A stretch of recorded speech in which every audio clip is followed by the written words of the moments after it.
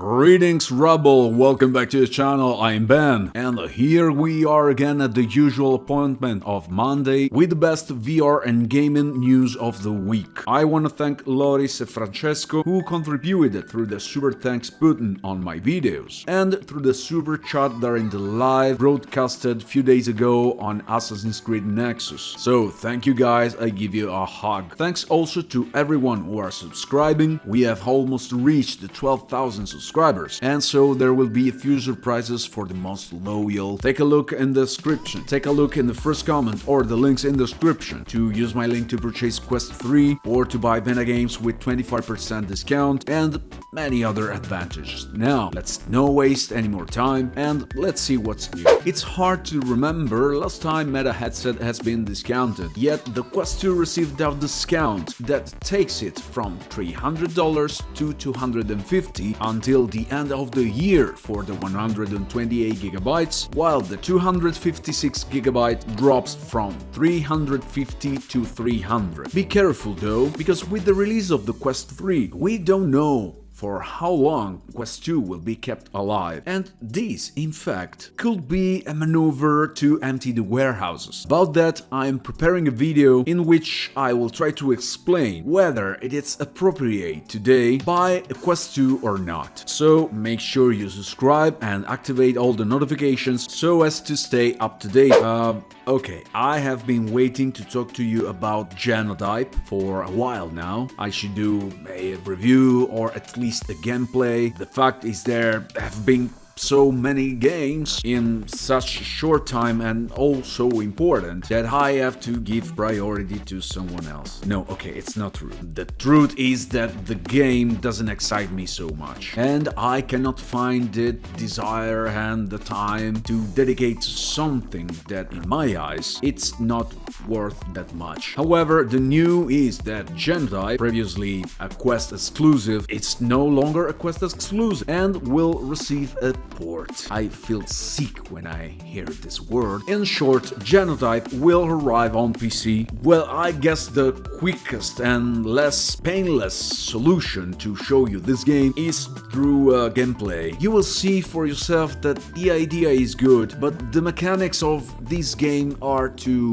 crude. Maybe a PC version with a good graphics sector could make it earn some points, but right now it's pretty bad. And I'm pretending to be busy to avoid making a devastating review about this game. So let's wait for the PC version. Assassin's Creed Nexus was released on November 16 and it's the first chapter in VR of the Assassin's Creed saga, exclusively on Quest headsets. I did a live broadcast when the game came out, and then I did another video with which I showed you the differences between Quest 2 and Quest 3. But this time I wanted to do something different, something more, to make you understand what really changes between playing this game on Quest 2 and playing on Quest 3. Since every time I publish a game comparison, there are always the usual comments, hey, but they are essentially the same. But no, damn it, because what you're seeing on YouTube, it's not what you see inside the headset. Therefore, from this video comparison, you cannot notice the many large and small differences. So, what did I do? I edited a bit the video recorded with the two headsets so that they resemble what you really see through the lenses of the headset. The video on Quest 3 does not need any editing because in essence, the result of what you see in the headset is very close to the video. While in the video recorded with the Quest 2, I reduced the contrast, inserted an effect that simulates a barely visible screen door effect, and I reduced a little the clarity of the image, because that's exactly how it looks inside Quest 2. So the comparison should be a little more plausible, even if you're watching a video on YouTube and not directly inside the headset. But hey,